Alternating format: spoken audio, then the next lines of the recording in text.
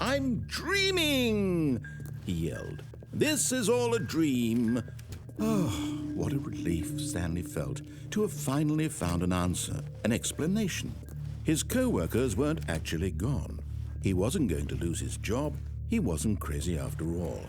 And he thought to himself, I suppose I'll wake up soon. I'll have to go back to my boring real-life job pushing buttons. I may as well enjoy this while I'm still lucid. So he imagined himself flying and began to gently float above the ground.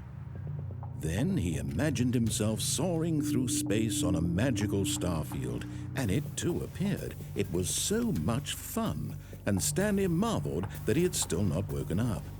How was he remaining so lucid? And then perhaps the strangest question of them all entered Stanley's head. One he was amazed he hadn't asked himself sooner. Why is there a voice in my head dictating everything that I'm doing and thinking? Now the voice was describing itself being considered by Stanley, who found it particularly strange. I'm dreaming about a voice describing me, thinking about how it's describing my thoughts, he thought. And while he thought it all very odd and wondered if this voice spoke to all people in their dreams, the truth was that, of course, this was not a dream.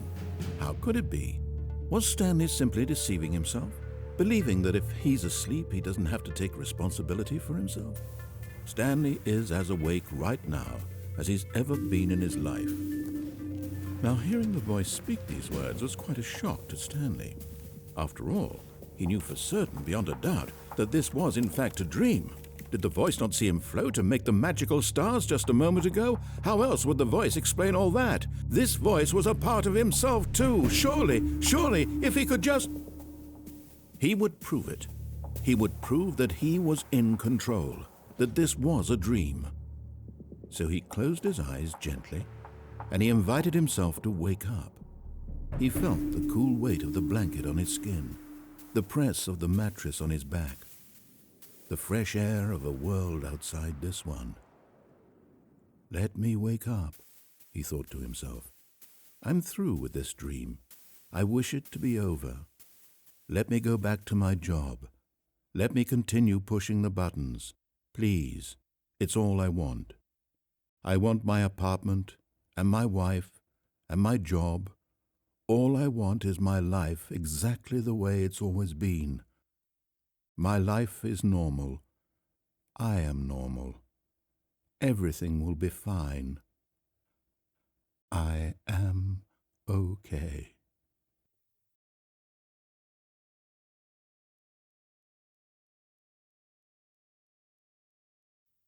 Stanley began screaming. Please, someone, wake me up. My name is Stanley. I have a boss. I have an office. I am real. Please, just someone tell me I am real. I must be real. I must be. Can anyone hear my voice? Who am I? Who am I? And everything went black.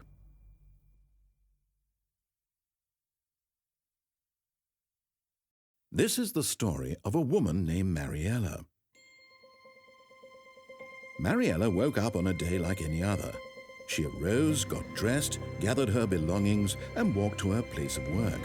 But on this particular day, her walk was interrupted by the body of a man who had stumbled through town talking and screaming to himself, and then collapsed dead on the sidewalk. And although she would soon turn to go call for an ambulance, for just a few brief moments, she considered the strange man. He was obviously crazy. This much she knew. Everyone knows what crazy people look like. And in that moment, she thought to herself how lucky she was to be normal. I am sane. I am in control of my mind. I know what is real and what isn't.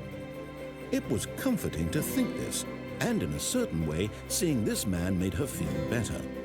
But then she remembered the meeting she had scheduled for that day, the very important people whose impressions of her would affect her career, and by extension, the rest of her life. She had no time for this, so it was only a moment that she stood there, staring down at the body. And then she turned and ran.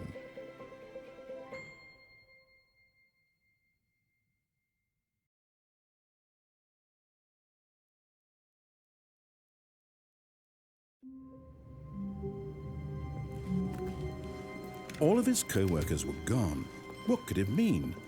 Stanley decided to go to the meeting room. Perhaps he had simply missed a memo.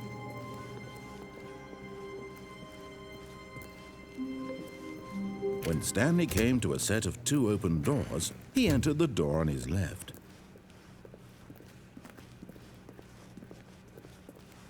Yet there was not a single person here either. Feeling a wave of disbelief, Stanley decided to go up to his boss's office, hoping he might find an answer there. Coming to a staircase, Stanley walked upstairs to his boss's office.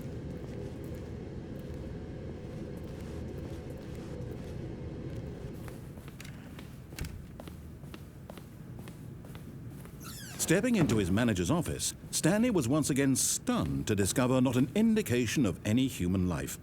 Shocked, unraveled, Stanley wondered in disbelief who orchestrated this. What dark secret was being held from him? What he could not have known was that the keypad behind the boss's desk guarded the terrible truth that his boss had been keeping from him. And so the boss had assigned it an extra secret PIN number, 2845. But of course, Stanley couldn't possibly have known this. Yet incredibly, by simply pushing random buttons on the keypad, Stanley happened to input the correct code by sheer luck. Amazing. He stepped into the newly opened passageway.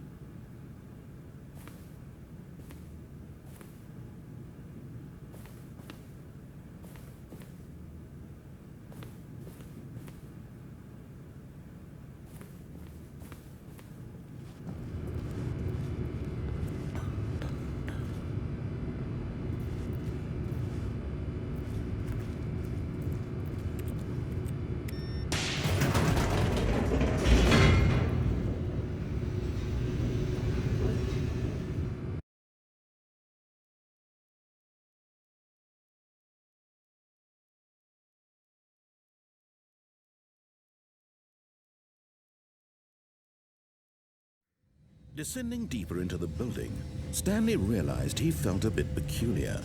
It was a stirring of emotion in his chest, as though he felt more free to think for himself, to question the nature of his job. Why did he feel this now, when for years it had never occurred to him? This question would not go unanswered for long.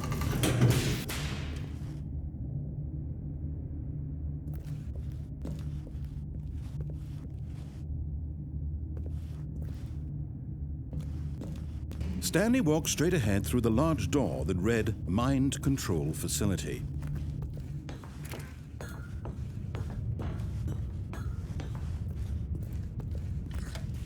The lights rose on an enormous room packed with television screens. What horrible secret did this place hold? Stanley thought to himself. Did he have the strength to find out?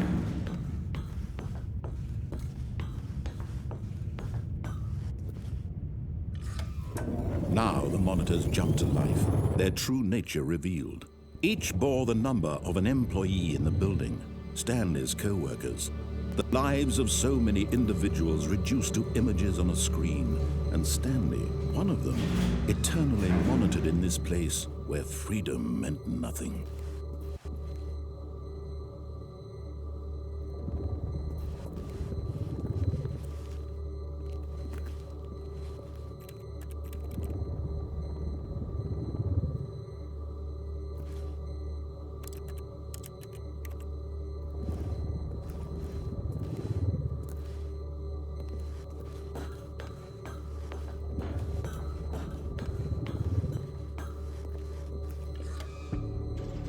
This mind control facility, it was too horrible to believe. It couldn't be true. Had Stanley really been under someone's control all this time? Was this the only reason he was happy with his boring job? That his emotions had been manipulated to accept it blindly? No, he refused to believe it. He couldn't accept it. His own life in someone else's control? Never!